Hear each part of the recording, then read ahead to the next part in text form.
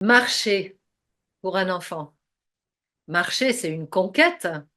C'est la conquête des hommes préhistoriques dans la grande préhistoire, qui est cette verticalisation. Bon, on n'est pas seul à être vertical. Il y a les singes, il y a les grands singes, il y a.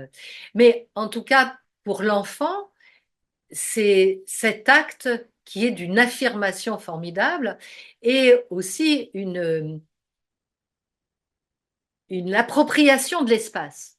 Autrement que ce qu'il n'a fait avant, parce que c'était important quand même avant, avec ses mains, saisir des objets. Ensuite, quand le tout petit bébé, quand on le met au sol, quand il est tout petit nourrisson, eh bien, il fait pas grand-chose, mais il commence à découvrir ses mains, à prendre un objet, à la passer devant soi, à jeter, et puis après, très vite, vers 3, 4 mois, il va pouvoir commencer à s'enrouler, à se retrouver sur le ventre.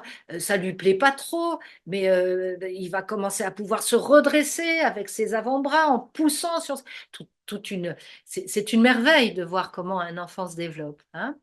Et au fur et à mesure, eh ben, il va pouvoir trouver de la force et de l'énergie et de l'envie et du désir pour se mettre à quatre pattes et pour ensuite pouvoir lâcher ses deux mains, se retrouver sur ses genoux et puis ensuite prendre un appui avec ses mains pour commencer à se redresser ou avec des barreaux quand ils avaient des petits parcs.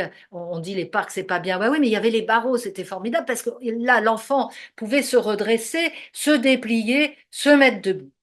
Et là, tout d'un coup, le monde change, c'est-à-dire le regard change également. La possibilité de tourner sa tête à droite, à gauche, de se redresser, de sentir son corps tonique. Euh, bon, alors, ça met du temps parce qu'au début, euh, ceux qui ont des bébés ou ceux qui travaillent avec des bébés voient et on regarde comment il se met debout et puis, oh, il retombe. Alors, ça provoque des rires, pas des moqueries, mais des rires, et puis on l'aide à se redresser, etc.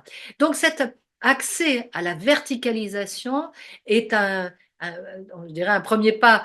euh, c'est comme les premiers pas sur la Lune, hein, un grand pas pour l'humanité. Je dirais que les premiers pas d'un bébé, c'est un grand pas pour l'humanité tout entière. C'est-à-dire que un bébé qui va commencer à marcher, il marche d'abord, rappelons-nous, il marche vers des bras qui l'accueillent. Il marche vers un point qui l'intéresse. Il marche vers un objet de curiosité. Voilà, et l'espace lui appartient. Donc la marche est un acte d'appropriation de soi, d'appropriation de son corps, d'appropriation du monde.